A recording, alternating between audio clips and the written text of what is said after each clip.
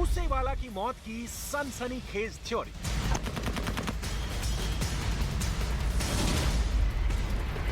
मूसेवाला की हत्या से जुड़ी अब तक कई कहानियां सामने आ चुकी हैं। इस हत्याकांड की हर एक कहानी अपने में कई रहस्यों को समेटे हुए है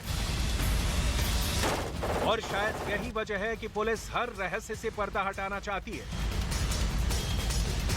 मूसेवाला हत्याकांड से जुड़ी अब जो खबर निकलकर सामने आ रही है वो ये बताती है कि इस हत्याकांड की प्लानिंग के दौरान लॉरेंस गैंग में फूट पड़ने वाली थी। सिद्धू मूसेवाला हत्याकांड को लेकर दिल्ली पुलिस की पूछताछ में रोज नए खुलासे हो रहे हैं।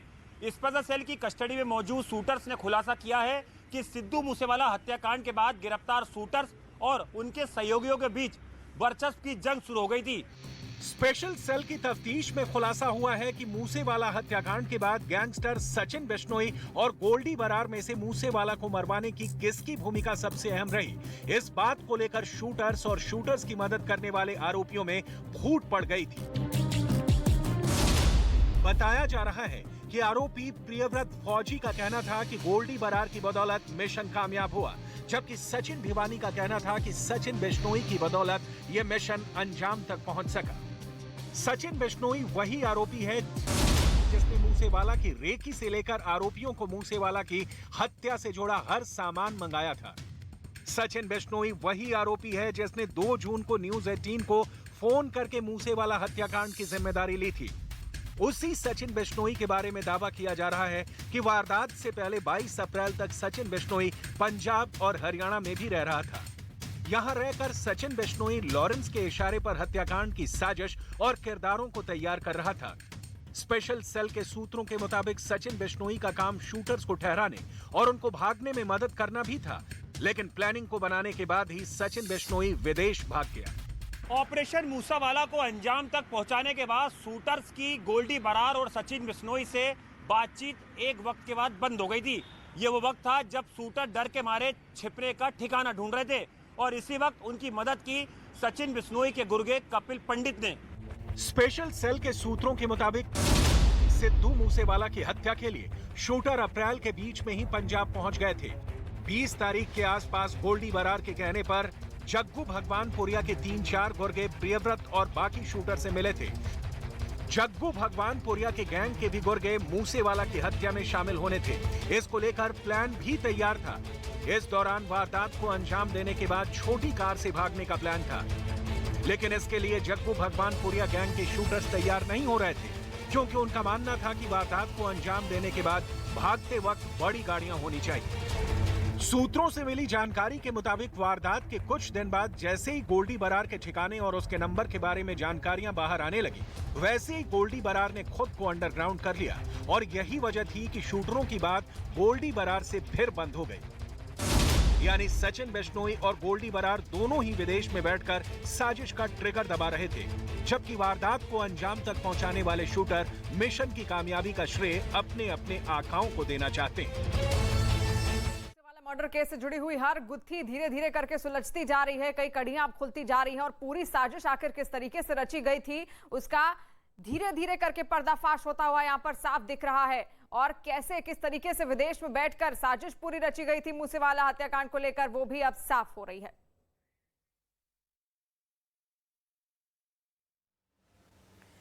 तो सिद्धू मूसेवाला हत्याकांड एक ऐसी वारदात बन चुकी है जो अभी तक अनसुलझी है। कई परतें खुल रही हैं, कई परतें अभी भी खुलनी बाकी है। इस दरमियान एक ऐसी खबर सामने आई है जो चौंकाने वाली है।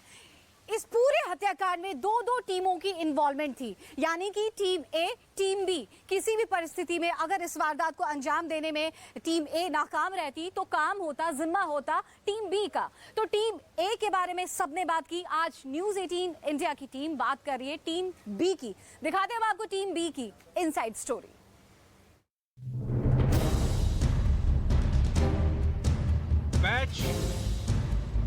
मूसेवाला हत्याकांड में अब एक नई कहानी इस चेहरे के इर्द गिर्द घूम रही है, क्योंकि 21 जून को जयपुर से गिरफ्तार दानाराम के बारे में अब बेहद चौंकाने वाला दावा किया जा रहा है।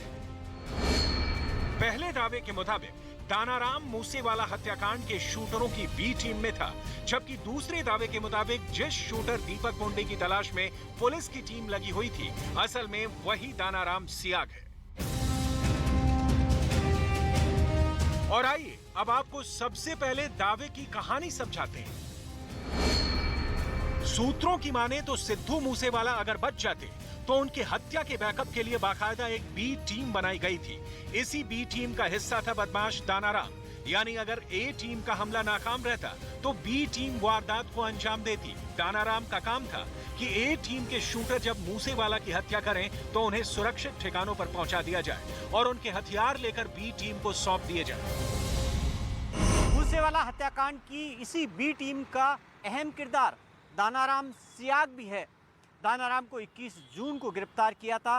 रोहित गोदारा गैंग से ताल्लुक रखने वाले दानाराम सियाग कम उम्र का बेहद तेज तर्रार बदमाश है। यही वजह रही कि मूसेवाला हत्याकांड के वक्त बी टीम में दानाराम को अहम जिम्मेदारी दी गई थी। हैरान करने वाली बात यह है कि पुलिस जिस दीपक मुंडी की तलाश कर रही थी वह दानाराम सियाग निकला है। दरअसल जब दानाराम सियाग को 2 साथियों और हथियारों के साथ जयपुर पुलिस ने गिरफ्तार किया था, तब उसने पूछताछ में कबूल किया था कि वो रोहित गोदारा गैंग से जुड़ा है। इस दौरान जयपुर और बीकानेर पुलिस ने पूछताछ के बाद दानाराम को जेल भेज दिया। इसी बीच पुलिस ने प्रियव्रत फौजी और अंकित सेरसा को मूसेवाला हत्याकांड में गिरफ्तार किया, जिसमें प्रियव्रत फौजी के पास से एक वीडियो बरामद हुआ था। इस वीडियो में कार में फौजी और दीपक सेरसा के साथ एक और शख्स था, जिसका नाम उन्होंने दीपक मुंडी बताया था। तभी से पंजाब और दिल्ली पुलिस दीपक मुंडी की तलाश कर रही थी। तभी जयपुर पुलिस की नजर इस वीडियो पर पड़ी। वीडियो में एक शख्स ने वही टी शर्ट पहन रखी थी। वही शर्ट दानाराम ने उस वक्त पहन रखी थी जब उसे गिरफ्तार किया गया था, जिससे जयपुर पुलिस को शक हुआ कि कहीं पंजाब और दिल्ली पुलिस जिसे तलाश रही है वो दानाराम तो नहीं। दिल्ली और पंजाब पुलिस को सूचना देने के बाद ही ये बात सामने आई कि दानाराम ही दीपक मुंडी है, जिसके बाद ही इस बात का पता चला है कि दानाराम उस बी टीम का हिस्सा था जिसे मूसेवाला हत्याकांड के लिए तैयार किया गया था।